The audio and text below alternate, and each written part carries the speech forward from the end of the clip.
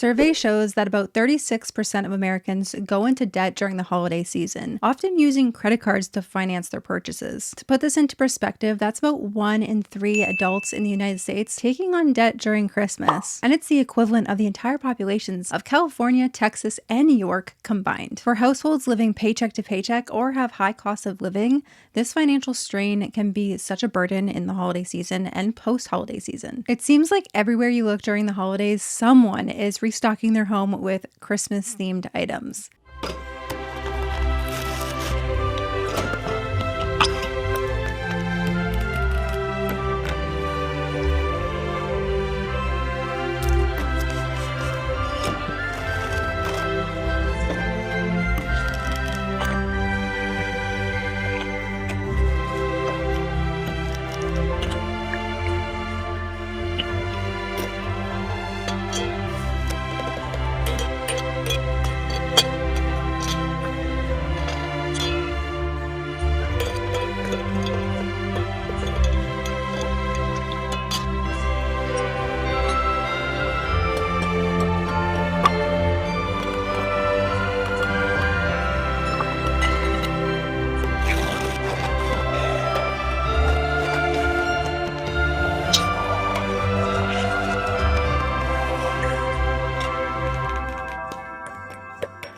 We're talking everything. Assorted Christmas ice, red and green snacks, hot cocoa stations, limited edition gingerbread dish soap, and even holiday branded toiletry items. This trend, often called Christmas restocks or restock my home for Christmas with me, has exploded on platforms like Instagram, TikTok, and YouTube Shorts specifically. Videos of people refilling jars with perfectly color coordinated holiday cookies or redecorating their guest bathrooms with Christmas-themed items rack up millions of views. But where did this trend come from? Some could say that this issue of holiday overindulgence started way before social media became popular, back when TV ads, magazines, and newspaper flyers were the norm. However, social media has played a massive role in popularizing Christmas overindulgence. The format is simple. Influencers buy large quantities of festive food, drinks, and home goods, then film themselves restocking their pantries, fridges, and cupboards in an aesthetically pleasing way. Add a catchy holiday tune or satisfying ASMR sounds, and boom, you've got the perfect recipe for viral content. These videos play into our love of visual satisfaction. They also feed into our desire for the perfect holiday. Who doesn't want their home to look like it's right out of a Hallmark Christmas movie? But here's the thing, these videos don't just show us what's possible, they are setting a standard. If your pantry doesn't look like this, or your fridge isn't stocked with a multitude of festive coffee creamers, are you even celebrating Christmas properly?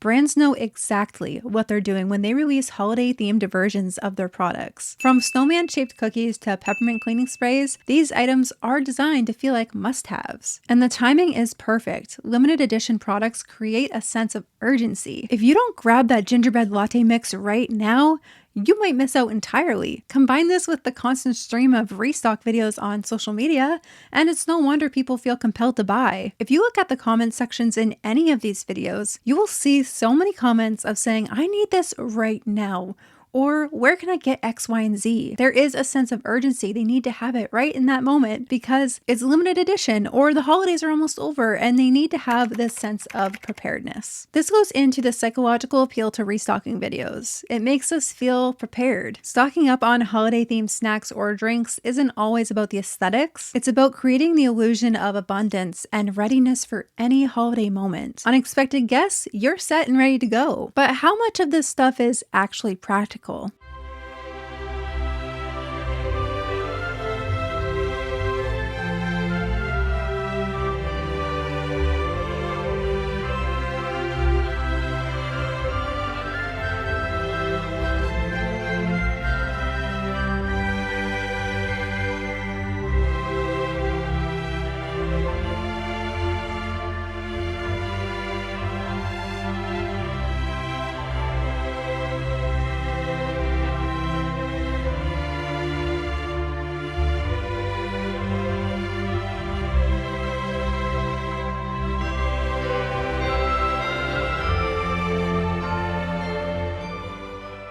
Many of the items in these restock videos are extras. You're not simply buying the food or the soap that you need, you're buying a second set of everything, but this time in festive packaging. And it's not uncommon for these products to go unused, expired, or end up in the trash after the holiday season. And as someone who used to buy these things and be one of these people that overindulged in things I didn't need, I can tell you for a fact that these things are not going to be used up before the holiday season is over. And once January and February roll around, you are not going to be wanting to use Christmas-themed products. So you either store them away, and by the time next Christmas comes around, they're either expired, you forget about them, or they just sit in storage forever. And eventually, end up in the trash, because that's what happened to me. So not only is there an appeal for over-preparedness, but there's also the social pressure to keep up. Social media trends create a cycle. When you see influencers restocking their homes with Christmas-themed items, you feel compelled to do the same. If you don't, it may feel like you're not celebrating Christmas right. And this pressure is especially strong in people who have children who want to make Christmas feel as magical as possible, or for people who host a lot of guests during the Christmas season. It's not just enough to serve coffee, but you also feel like you need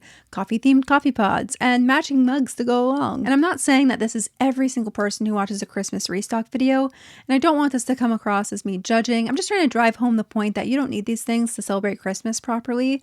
As much as you see these things on social media, it's doing you more harm than good, even if you aren't consciously aware of it. At its core, Christmas restock videos have ultimately shifted our focus. Instead of thinking about how we can celebrate the birth of Christ or simply just connect with our loved ones, we're thinking about how to keep our pantries, homes, bathrooms, and Stanley cups Instagram worthy.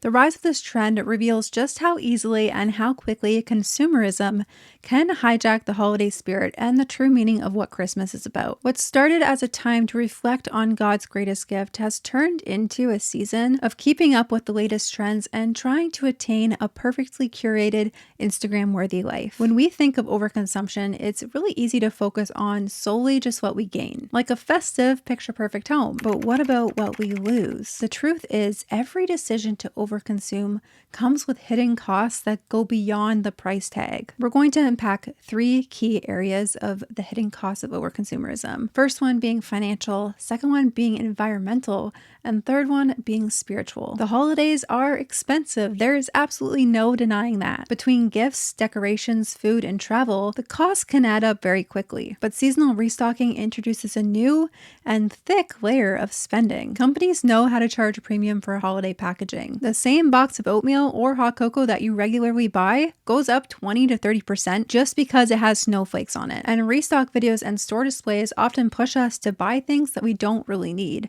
In fact, that's the whole purpose of them. Maybe it's that gingerbread flavored creamer that you might only use twice, or an extra set of holiday glasses that you might not use again. The average American spends about $1,300 in holiday debt, most of it fueled by impulse buys and unnecessary items. And unfortunately, this debt doesn't disappear in January. In fact, it can take months to pay it off, if not years, depending on your own financial situation. So after the holiday cheer has faded, you're left with financial stress that ultimately will impact you much longer than the holidays even take up in the first place. And let's be real with ourselves, most of these products don't even get used up no matter how much we tell ourselves that they will, or justify the purchase. How many times have we thrown out half a box of holiday cookies because they don't get eaten as much as we thought they would, or don't use the holiday scented body soap that we thought we'd use much more than we actually did. It is a waste of money. And take this as your reminder that not every festive product is worth the price. I'm also not telling you guys that you can't buy any festive themed products. You definitely can. Just do so wisely if it's within your budget. Think critically and think logically. If it's not a heck yes, it's a no. Let's talk about the environmental cost of overconsumerism for a second. The holidays are quite plainly one of the most wasteful times of the year. And studies show that about 30% of Americans throw away the food they buy. And during the holidays, that number is even higher. Those gingerbread houses that you put together and let sit untouched, or the holiday themed snacks that expire in January, end up in the trash. Many holiday restock items are designed to be used for a short time or maybe only once. Think of Christmas themed paper plates, holiday napkins, and single-use drink pods. They're convenient, sure, but they're also piling up our landfills because, let's be honest, not everyone recycles. You should recycle. During the holidays, Americans generate an additional 1 million tons of waste per week. That includes everything from gift wrap to food packaging to the endless disposable items tied to seasonal overconsumption. Beyond the trash, there's also an environmental impact of producing these items in the first place. The energy, water, and resources used to manufacture, ship, and dispose of these holiday items contribute significantly to pollution and climate change. And now this is perhaps the greatest cost of all, which may be debatable among some of you who aren't Christians, but to me this is an important one as well, and it's the spiritual cost. Overconsumption shifts our focus away from what truly matters during the holiday season onto things that aren't really important at all. While we're busy chasing the trends and trying to curate this non-realistic life to portray online, it's easy for us to forget what Christmas is truly about or what the holidays are truly about. And overconsumption fuels this sense of inadequacy, like you don't measure up, you don't have enough, you're too far behind in life. If your home isn't perfectly stocked or curated to what you see online, it's easy to feel like you're falling short. But this pressure distracts us from the truth. Christmas is not about how our homes look. It's about celebrating each other and the greatest gift that we've ever been given: Jesus. It's worth asking ourselves, are we filling our homes with things that truly matter? Or are we just filling them with stuff? Are we spending our resources, time, money, energy on things that bring us closer to Christ? Or are we letting consumerism steal our focus? As a 28-year-old who has spent an abundance of Christmases with my family and holidays, when I look back on those memories, I don't remember the gifts. I don't remember the decorations. I don't remember what the setting looked like. What I remember is spending it with my family. Being so tired after being filled with a home-cooked meal, listening to the conversations around me, spending time with the people I love, falling asleep with my family talking in the background on my grandparents' couch. Those are the most heartwarming memories to me. I remember the time and effort my Nana took to make a home-cooked meal every Christmas and celebrating my Papa's birthday every Christmas Eve. This year is the second year that my Papa will be gone. And let me tell you, after you lose someone you love so much, your priorities and your perspectives change. At the end of the day, what matters most is not these material items, but it's about your family, the people you love, and of course, Jesus. This year, I challenge you, before you start going into debt for the holiday seasons, start shifting your focus onto what truly matters. Start or continue simple traditions like reading Luke 2 on Christmas Eve, like my husband's family does, baking homemade cookies together, or going out to look at the Christmas lights. Consider spending time serving others, whether it's volunteering, donating to a local charity, or inviting someone in to share a meal. Be careful with that last one. Make sure that they're actually safe to be around and to invite into your home. Obviously, you have to be cautious, but if it's a coworker who you know has no family, invite them over for a meal. Plan activities that bring joy and connection, like a game night. Watch a classic Christmas movie like Elf. 10 a.m. Santa's coming to town. Oh my God! Or National Lampoon's Christmas Vacation. That's my favorite one every single year. The little lights are not twinkling. I know, Arden. Thanks for noticing. These types of experiences are what make the holiday season truly meaningful and truly magical. And they don't require filling your home with more stuff. Instead, requires you filling your home with more laughter and more cheer and more joy and more love. The effect of overconsumption, it ultimately puts you on a hamster wheel. It sucks your money, impulse control, satisfaction, and creativity away. It is empty and fruitless. And for a generation that cares about mental health, We need to take this very seriously. That's a comment I read on a different overconsumption video that I can't find anymore, but I wrote down, and this person is so right. What do you think about the Christmas restock trend? Are you tempted by it? Or are you and your bank account saying no to overconsumption this year? Because I am. If you found this video helpful and you didn't click off when I started getting teary-eyed, give it a thumbs up, leave a comment below, and make sure you subscribe so you don't miss out on future videos. Until next time, God bless.